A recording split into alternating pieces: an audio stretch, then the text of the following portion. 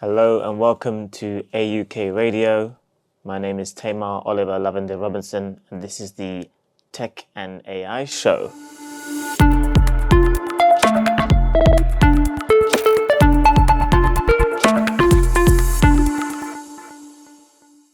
I'm pleased to be joined in the studio with my co-hosts, Dr. Muhammad. Hello, everyone. Yes, out there listening to us, maybe seeing us on the YouTube if you're watching afterwards. We had a successful pilot episode, and now we're looking to go and keep talking about AI, keep talking about tech, sharing our experiences, sharing our knowledge, and just trying to create more of a conversation, invite hosts on, and educate the population, maybe, hopefully. What are we talking about today? Tell me. Well, I think we are starting the conversation with going with the atmosphere, which is first to congratulate the young generation, the young ones, with the GCSE results.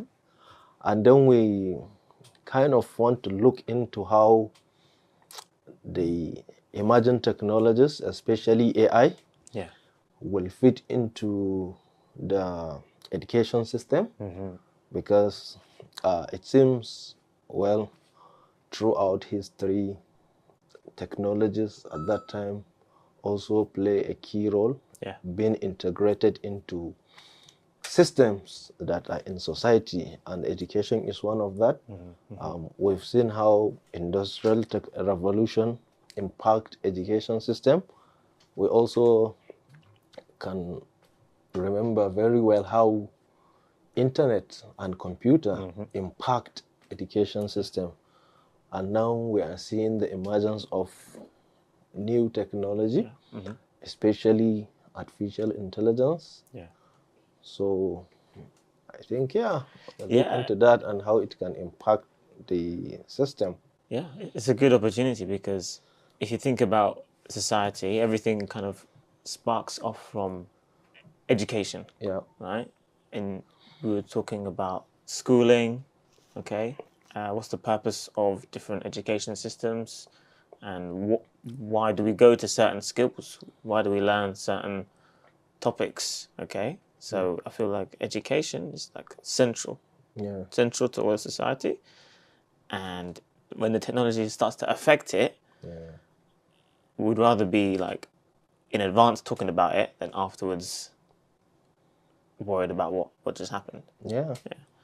And it's interesting because recently, with thanks to social media, I would say they played a major role in bringing up their narrative, kind of challenging the status quo, because some segments, some voices have been advocating or criticizing the conventional education system that existed, thinking that students don't actually get value of their money that they invest, and the time and energy from the certificate and the knowledge they acquired.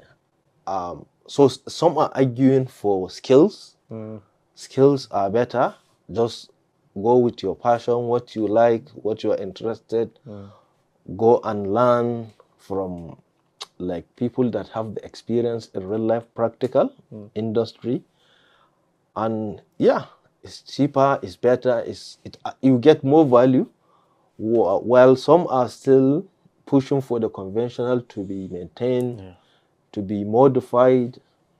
And then with AI now, we may like to look at, okay, when you go to school, the conventional schools, universities, and then AI is playing a huge role in what you are learning, and still AI, you can have access to AI at home, in your room.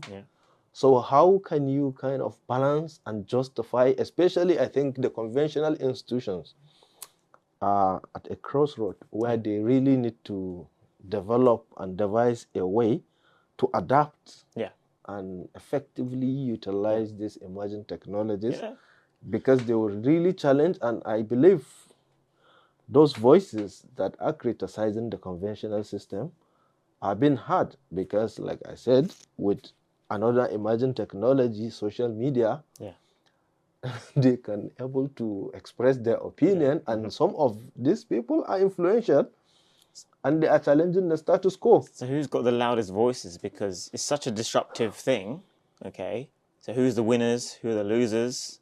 Part of me thinks the way that maybe certain technologies delivered, it's quite capitalist style, where they want to maximize, basically making money from the user. Yeah. Okay.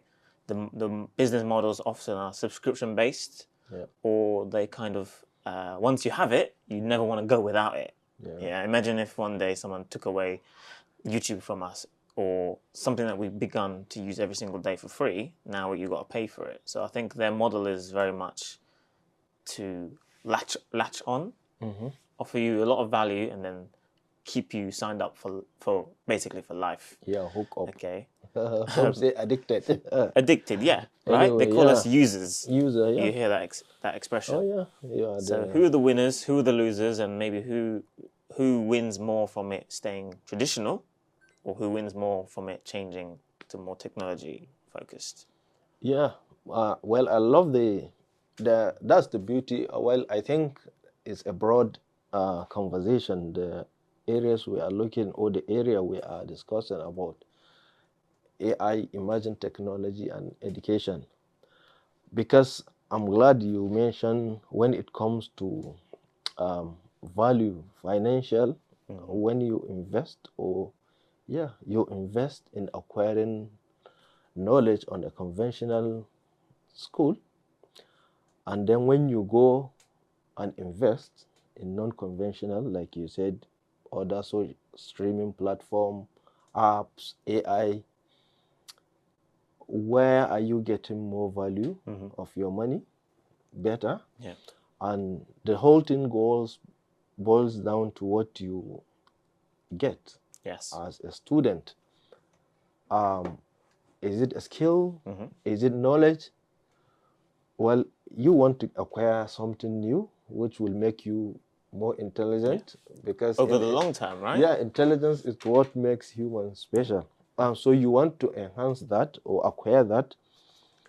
But the question is, now let's look at what makes one intelligent. Are you really intelligent if you depend on AI to be intelligent?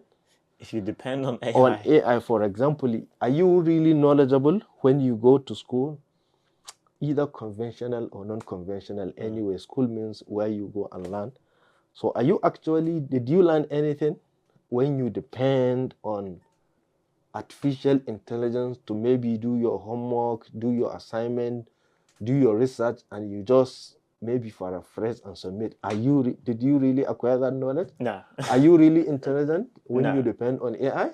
No. I think anyone that thinks that they're gaining intelligence from doing that is fooling themselves. They're kidding themselves. They're trying to get away with murder, basically, I think. Well, that's why we are here, because so do you think we need to disengage or discourage students using the emerging technology of their time, which subsequent generations have been using? When computer emerged, computer was used by students, which enhanced learning. Well, if we go back, I love history, going back. When paper emerged, students started using paper. Before it was skin, trees, crops, all these things, tablet, paper emerged, and it was integrated in the educational system at that time. So each era that comes, the technology that emerged is integrated into the learning system, which is educational system. So now, are we going to deny the student of this era from using their own technology, which is AI? But the question is, like I showed, so if they use AI to acquire knowledge, and they heavily depend on it, are they really intelligent? Did they really acquire that knowledge? Maybe it's a question for everybody out there. Like, what do you think? If you're using the technology to give you the answer, or to do 99% of the work, the heavy lifting, and you just deliver it at the end, are you really being intelligent? Have you gained any form of intelligence. Yeah. But to your other point, I don't think banning or prohibiting is a place to go with technology. I think people always find a way to get what they want. Yes. So really, it's the same thing we're talking about. You have to educate them about the risks of leaning into that technology. You have to raise the consciousness of ethics around it. Because imagine prohibition. If you ban something, people just go underground. They find another way. And I love the word you said, ethics, because I think this is where the ethical use of AI comes into. Like all technologies, it can be argued for both ways. For pro, if you want to defend it, you will see all the positive. If you want to go against it, you can say negative. And generally, all technologies have been proven effective to work either way, positive and negative. It depends on how you use them. That's a good point. So now with AI, I think the point is the ethical use in education system. Because I will ask again, are you actually intelligent when you depend on artificial intelligence to do a lot of intelligent things like assignment, all these things? Are you actually intelligent when you use AI throughout your study, researching questions, answers, and you pass? Did you actually acquire that knowledge?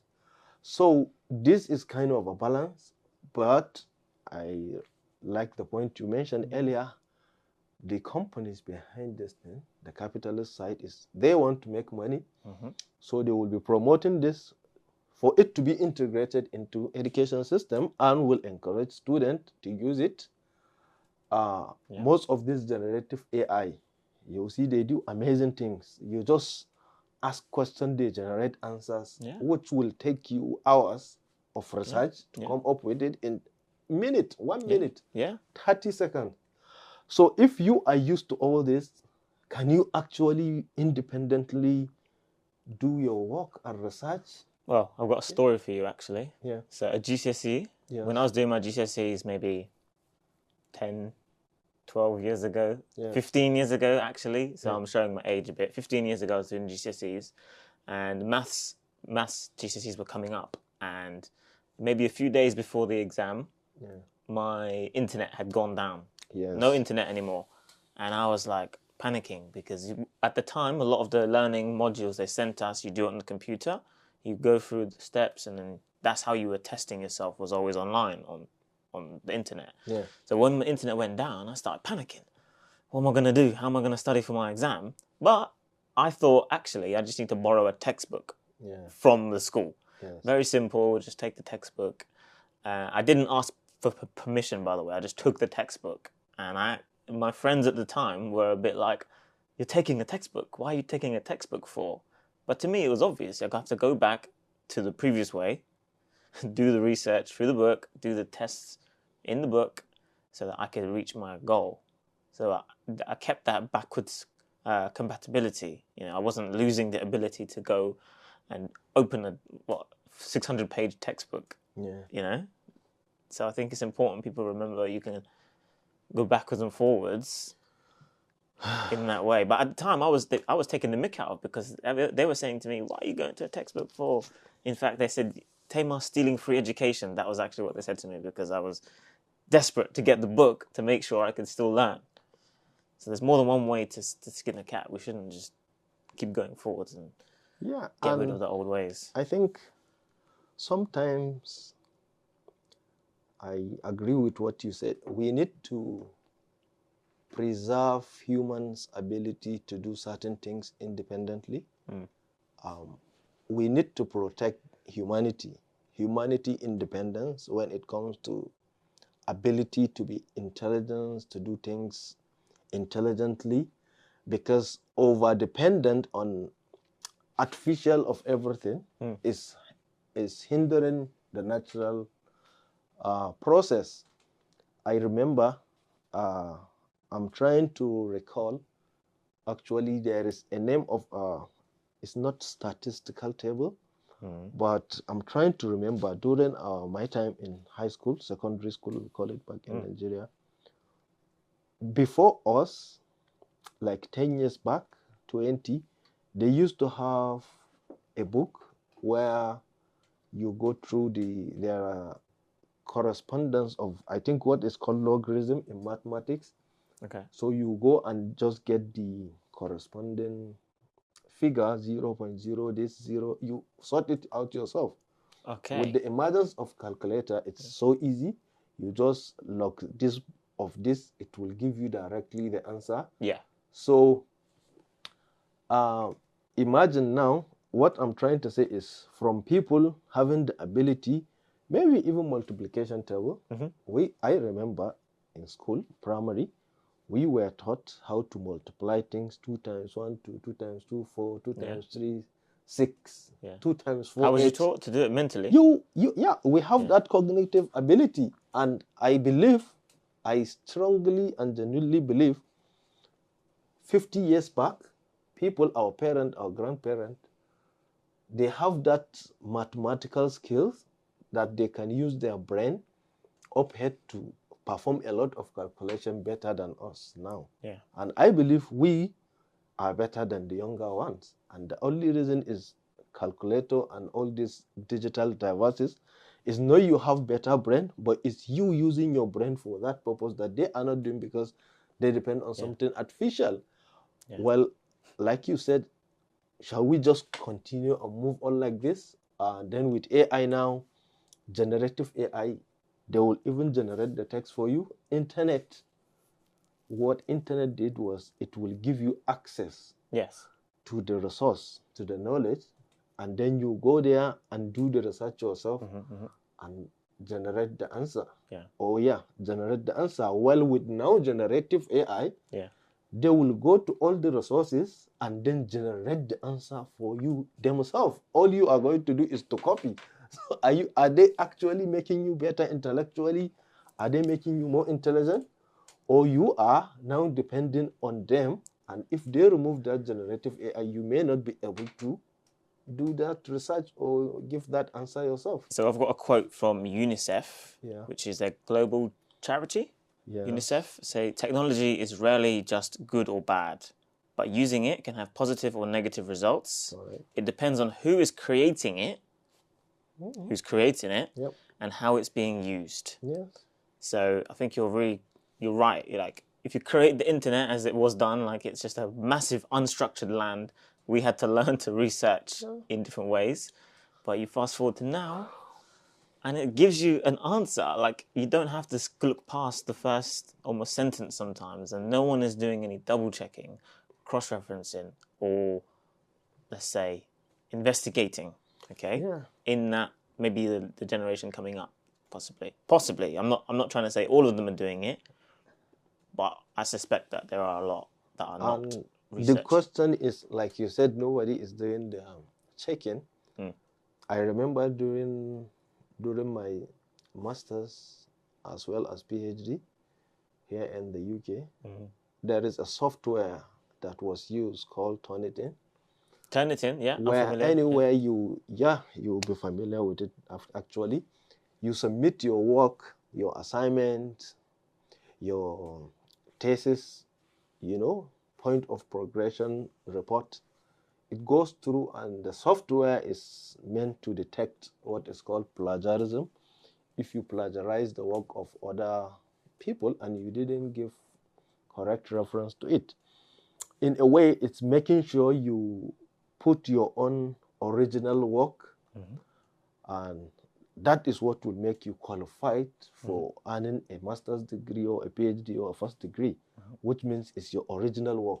And the point is trying to make sure you use your brain, come up with something unique, use this beautiful cognitive ability called intelligence that we have, and what makes us unique as humans, to develop things, come up with solution, whatever answers to the question. So what I am not very sure is, can Turnitin detect AI generated works? Because AI generated works can give you reference. They do give reference, and you can go and rephrase it and submit it. So if that is not being checked, and if student can get away with that, I think the education system will have a serious problem because it will not actually make student intelligent. No. It will just produce people who are dependent on artificial intelligence for doing what they are doing. And that's why I think in sport, they are seriously against doping. Yeah, of course. Because if you use something to enhance your natural ability, you are cheating. You are not, you are not like, nobody should celebrate you because it's not your natural self. No, exactly. People want to see that natural intuitiveness, your intellect, which is unlimited. Only nobody can say the capacity of humans, so we should be encouraged to use that. Muhammad, that's beautiful. What you just said there is beautiful. You know, I want to see that on billboards everywhere because it's true. And actually, it may be a message because there's another show on AUK radio, Youthology. Okay, so tune into that as well. The youth will be seeing and hearing how the older generations talk about them and their brains. So if we don't empower them, say things like that, where you say your brain, your intelligence can do unlimited things, they have to keep hearing that message so that they stay motivated and don't suddenly just decide to abandon ship, okay, and go to the technology and trade their future, because that's kind of what it is. And well, I would say thanks for the compliment, but I think it's a duty for myself, for you, for journalists and people who really care about humanity to try and remind humanity and the younger ones of our natural ability. Nobody has the thing that makes humans special and unique is brain, is intellect. It's the only thing that makes us unique, and we have conquered the world. Everything in this world is subservient to humans. Is it the ocean? Is it this Arctic, Antarctic? Is it animal? Is it forest? Everything, metal, everything is that intellect. We need to use it and continue to encourage the younger ones to do. Going back to history, I love it. If you look at what people like Galileo, Newton did, you'll be surprised. And they don't have any special brain than us. No. But they dedicate themselves, and I think less distraction, more focus, they achieve what they want. And if you go back to before Galileo and Newton, if you take the like of Al-Khwarizmi, Ibn Rushd, Al-Farabi, Al-Razi, these scholars, some of them, I read their history. And you go back, go to Aristotle, Plato, you go back to the Egyptian civilization, you will see someone is an expert in geography, astronomy, physics, chemistry, in medicine, in music as well. As well, yeah. You will be like, kind of, really? And trust me, if they can do it, we can do it. And that's the whole point we are talking, is intelligence, how you use it if you actually push yourself. And we need to encourage, and I'm happy we're discussing about this because the younger ones are the people who we need to push to try to use their brain and have that confidence in themselves. Use AI, use technology, but don't depend on it. No. Don't depend on this. This is the best. Brain is the best. Brain is the one that creates I'm going to tell AI them right now. whatever.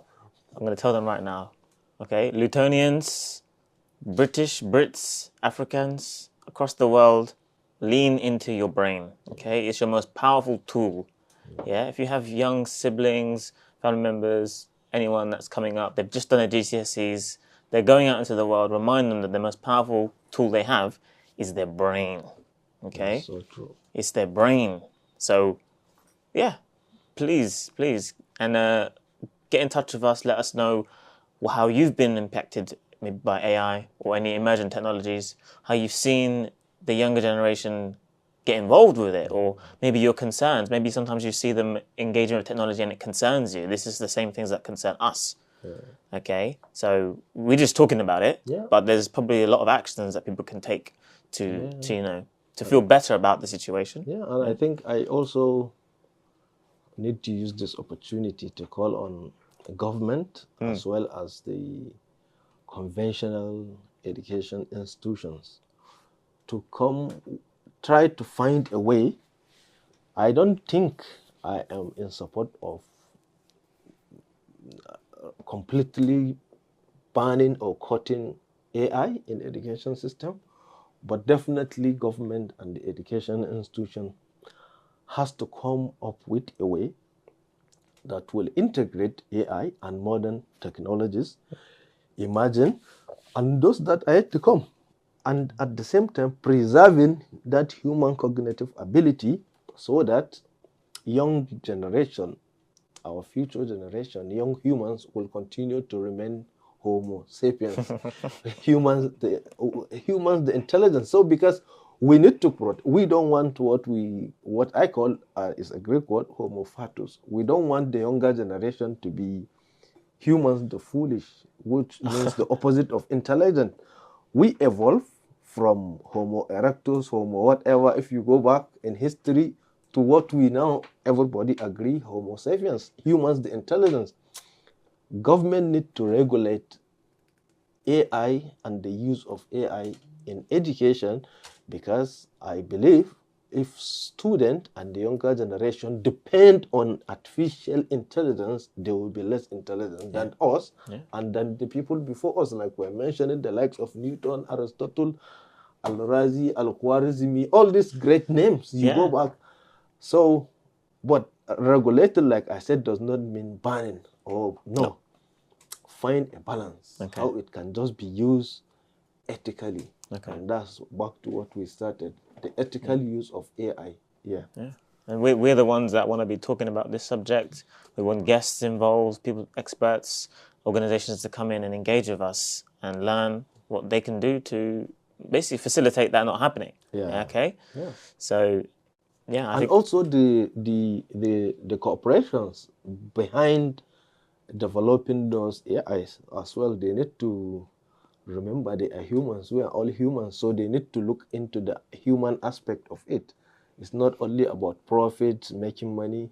It's also about protecting this beautiful, scared, unique entity called humanity, which we are all part of. It is about that, preserving humanity, not to make us special more than intelligence. That I will keep repeating. That's nothing. It's not our strength. It's not our speech. We are vulnerable. If we are animals in the jungle, we are remove intelligence. Human being will be at the low of the ecosystem. What is this intelligence that make us special, and we need to protect it. And I will still repeat my question. If you depend on artificial intelligence, are you really intelligent? Are you really intelligent? That's a good question. I don't know the answer to that, but everyone will have their own opinions. I have opinion, but I'm still throwing the question. If you depend on AI to be educated or to learn something, are you really Are you really knowledgeable? When you depend on AI to do all the assignment, to do all the classwork, and then you pass and graduate, did you really learn? No. So, that's it for the younger ones listening to us. We want you to be more than us in terms of, intuitiveness, in terms of smartness, being intelligent. We want you to be more than us. But I honestly believe depending on anything artificial, and I gave the example in sport, it's called doping. So in intelligence, in the academic environment, it's called intelligence doping. So we don't want intelligence doping where you go and learn by artificial intelligence and think or claim you are the one who actually know it. You are doping. You are not using your brain. So try to use your brain. You've passed your GCSE, you've done well.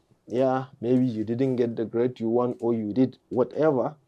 Still go back. Here is the answer, and this is the best gift. This is what makes you unique, what makes you humans. Absolutely. Thank you, Muhammad. Thank you for joining. Well, thanks for hosting. We're getting a bit better at this, so I'm looking forward to talking more about tech, AI, and things happening in the world. So it's about humanity. We know humanity's had a difficult run recently, but we're going to keep pushing forwards. And definitely. I think maybe we ought to look at some of the AIs that are available in the and that are currently used in the education system. maybe we look at some of them and see what they can and what they can't as of now. And the last time I remember, I spoke to a colleague, a lecturer, and he was talking to me about the same challenges of trying to detect and get to know work that is generated by AI from their student and work that is, from the student directly from their brain. And I remember recently I discussed with someone as well, some jobs interview. They are now mentioning it very clear. Your cover letter, personal statement, they don't want AI generated because people are generating it from AI and they are like, no, we want to hear from you, not artificial intelligence is not you. That's what I said. The AI doping, they don't want AI you, they want you, not the virtual. And this is really like some jobs now are clearly mentioning in their job application specification. They don't want AI generated this or that. Wow. They want to hear from. They want the real deal. Yeah. Okay. So can they handle the real deal? I don't know, but that's what they want because they are employing the real you. So they don't want their enhanced AI enhanced you. Maybe because this is it's you who will maybe this is a topic for another time because possibly things are changing at speed. Yeah. Maybe, I don't want to say that's the truth, maybe the lines are being blurred a little bit, possibly. Yeah. Okay, but maybe we can leave it there and say thank you for listening. Thank you for tuning in and spending some time with us on this Saturday. Thank you to AUK Radio. Thank you to the producers, the directors out there. Cool. And don't forget to follow on the social media handles, Twitter, Facebook, Instagram, yeah, and YouTube as well. And thank you for this nice conversation. And see you next week. Cheers. Thank you. Nice one.